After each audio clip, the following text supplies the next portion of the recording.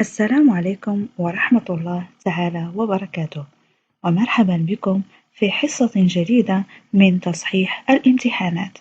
إذا كما سبق لي وأن بدأت معكم النص مع أسئلة الفهم، الآن سأمر للمواد الأخرى ونبدأ بالتالي. إذا Alors, activité réflexive sur la langue. Alors, on commence par le lexique. Première question nous demande de relever du texte les antonymes et le synonyme des mots suivants. Les antonymes, c'est-à-dire le contraire des mots. Alors, je commence par peu.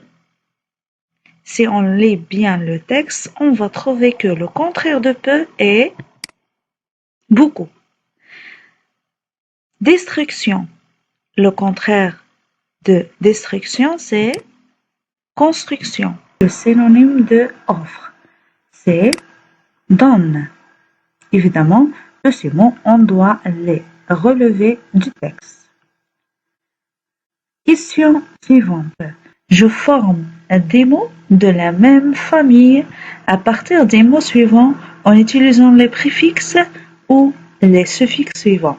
À ne pas oublier que les préfixes se placent devant le radical et ne changent pas la nature grammaticale du mot. Exemple, voir. Voir, c'est un verbe. Si on ajoute un préfixe comme revoir, donc il reste toujours des verbes. Par exemple, pluie, parapluie sont deux noms. Alors, les suffixes se placent derrière le radical. Et selon le suffixe, les mots peuvent changer de nature grammaticale. Exemple, peur, peureux. Alors, peur est un nom et peureux est un adjectif. Chant et chantonner. Chant est un nom et chantonner est un verbe. Énorme, énormément. Énorme est un adjectif, alors que énormément est un adverbe. Voilà. Alors, je fais juste un petit rappel. Qu'est-ce qu'un préfixe et qu'est-ce qu'un suffixe? Donc, aliment, on va ajouter. Aliment, on va ajouter le suffixe pour dire alimentation. Régulier, on va ajouter un préfixe pour dire irrégulier. Dispensable, on ajoutera un préfixe pour dire indispensable. Voilà. Passons maintenant à la suite. Donc, voilà, c'est la grammaire.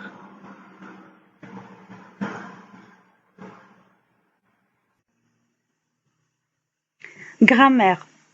Première question nous demande de transformer cette phrase déclarative en une phrase interrogative. Les protides sont indispensables. Alors, on a trois possibilités pour transformer cette phrase déclarative en une phrase interrogative. Comme ceci. Les protides sont indispensables et on met un point d'interrogation à la fin. Les protides sont-ils indispensables? L'inversion du sujet. Voilà. Alors, on va dire les protides sont-ils indispensables? Et on n'oublie pas de mettre un point d'interrogation, évidemment. Troisième proposition. Est-ce que les protides sont indispensables? Est-ce que les protides sont indispensables? Voilà. Donc, passons à la deuxième question. Je souligne le groupe nominal sujet dans la phrase suivante et j'entoure le groupe verbal. Je lis. Les aliments les plus riches en énergie contiennent beaucoup de sucre. Alors, le groupe nominal sujet, ce sera, le voilà, les aliments les plus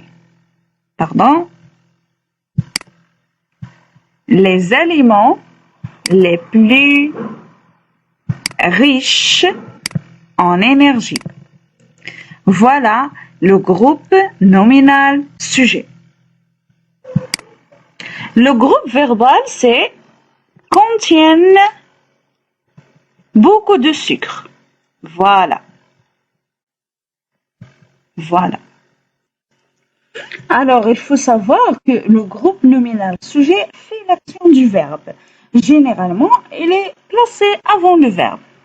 Et le groupe verbal, c'est le verbe plus le complément. Voilà. Passons à la question suivante. Je relève du texte un adjectif qualificatif en précisant sa fonction. Alors, on a riche, c'est un adjectif épithète. Indispensable, c'est un adjectif attribut. Frais, c'est un adjectif épithète. Alors, il faut savoir qu'un adjectif épithète, quand il est placé directement à côté d'un nom, il qualifie. Et un adjectif est attribut quand il est séparé de nom par un verbe d'état. Voilà. Passons à la question suivante. Je souligne le complément d'objet et j'indique sa nature. Notre corps a besoin de certaines substances. La réponse est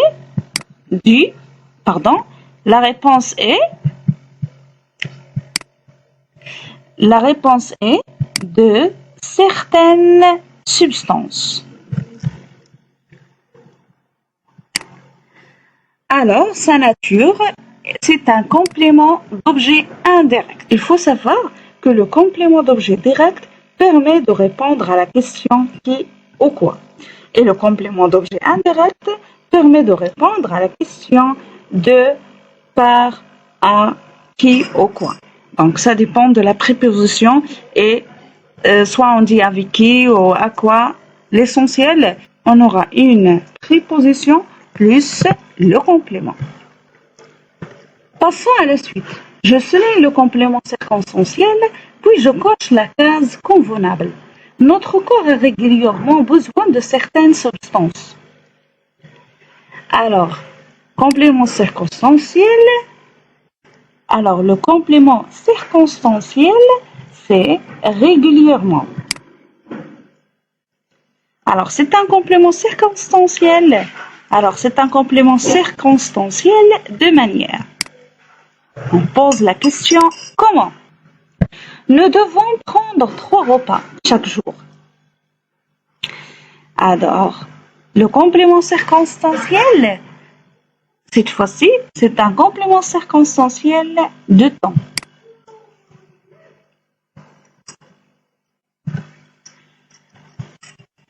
Voilà. Nous devons prendre 3 repas chaque jour. On pose la question quand? Dernière question, concernant évidemment la grammaire, je relis les 2 phrases pour exprimer la cause. Elles donnent de l'énergie. Je mange les aliments riches en sucre et en graisse. On peut dire alors, je mange les aliments riches en sucre et en graisse parce qu'ils donnent de l'énergie. Voilà. Passons maintenant à la conjugaison.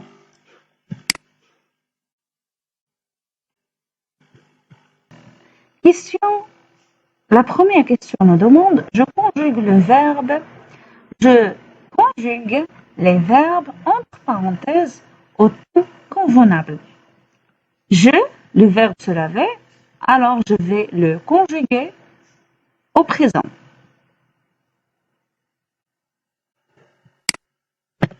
En disant, je me lave. En disant, je me lave les mains toujours avant de manger. Demain, vous, le verbe aller. Alors, on va dire, puisqu'on parle de demain, c'est le futur. Alors, on va dire, demain, vous irez au souk. Voilà. Question suivante, je souligne le verbe et j'indique son temps de conjugaison. Donc, je vais souligner le verbe. Nous manquerons pas de vitamines grâce aux légumes et fruits. Alors, le verbe, c'est manqueront. Elle revenait contente à midi. Revenez, c'est le verbe. Voilà. Donc, concernant le verbe manqueront, c'est un verbe qui est conjugué au futur. Voilà. Et le verbe revenez est un verbe qui est conjugué à l'imparfait.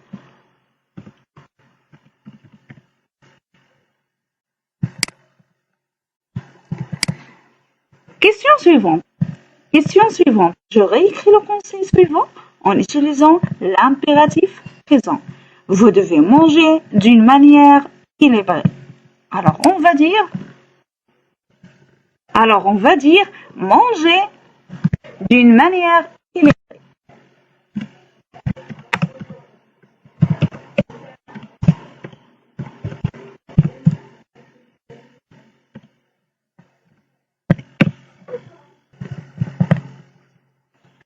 Question suivante. Je conjugue le verbe au conditionnel présent. Alors, je vais dire, donc on a le verbe avoir, on va dire tu aurais. Voilà. Tu aurais une bonne santé si tu mangeais équilibré.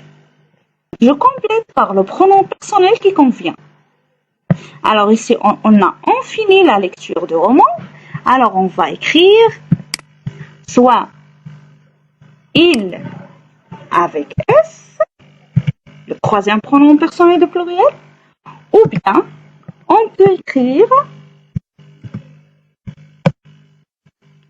elle avec S. Voilà.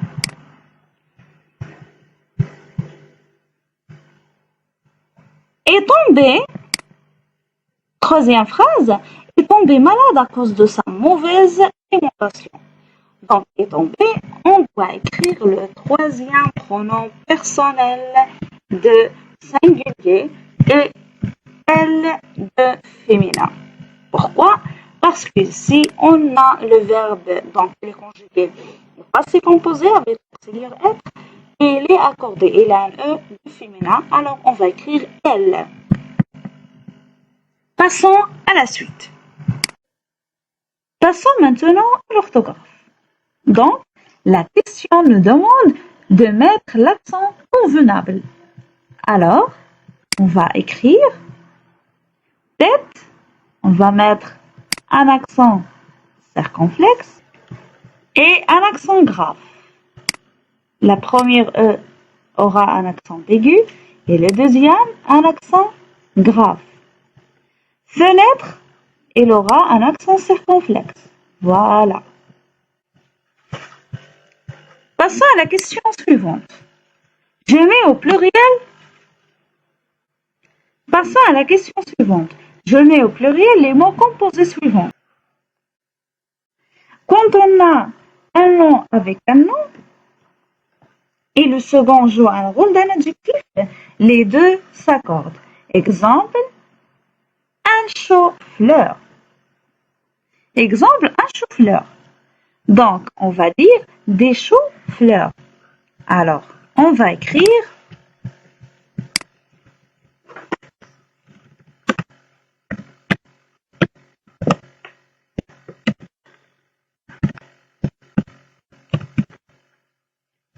voilà la réponse. Si on a un verbe et un nom objet direct accorde de nom selon le sens, mais le verbe invariable. Donc, si on a un nom avec un verbe, le nom s'accorde et le verbe reste invariable. Alors, pour dire des tire-bouchons, voilà.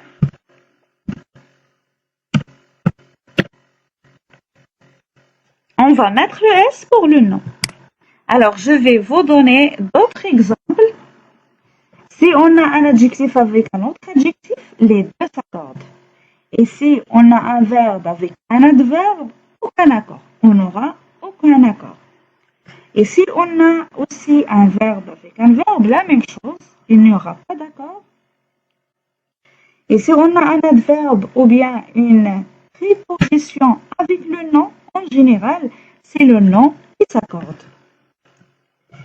Et évidemment, on a d'autres situations, on a d'autres choses à dire.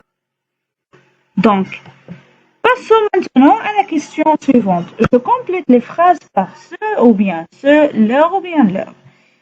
Ceux qui révisent leurs leçons réussiront. Alors, on va dire ceux.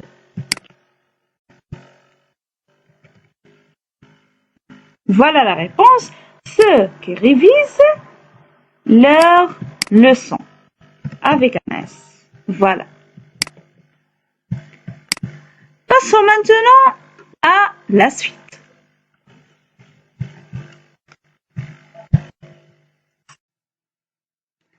Alors, maintenant, on a la production écrite. Question 1 nous demande de compléter les pointillés par ces mots manquants. Vache, mammifère, cuisine, aliment. Le fromage est un aliment fabriqué à partir du lait de vache, principalement, mais aussi de brebis, de chèvres, de bufflons et d'autres mammifères. La France reste le pays pionnier dans la fabrication de cette matière qui reste indispensable dans la cuisine mondiale. Voilà. Passons à la dernière question. Dans le cadre de projet de classe, ton professeur t'a chargé de faire une recherche sur l'importance d'une alimentation variée et équilibrée pour notre corps. Rédige un paragraphe de 5 à 7 lignes dans lequel tu expliques ce que nous devons manger comme aliment en donnant des justifications. Alors évidemment, je vous donne juste des conseils concernant la rédaction. Il faut lire bien le sujet. Il faut lire bien le sujet et suivre les indications pour bien rédiger et ne pas être hors sujet. Il faut avoir la pertinence et la cohérence des idées. Il faut choisir un vocabulaire simple et précis. J'espère que vous avez bien compris mes explications. Alors, je vous laisse maintenant et à la prochaine. N'oubliez pas de s'abonner et de participer encore et encore à ma chaîne YouTube. Au revoir et à la prochaine fois, Inch'Allah.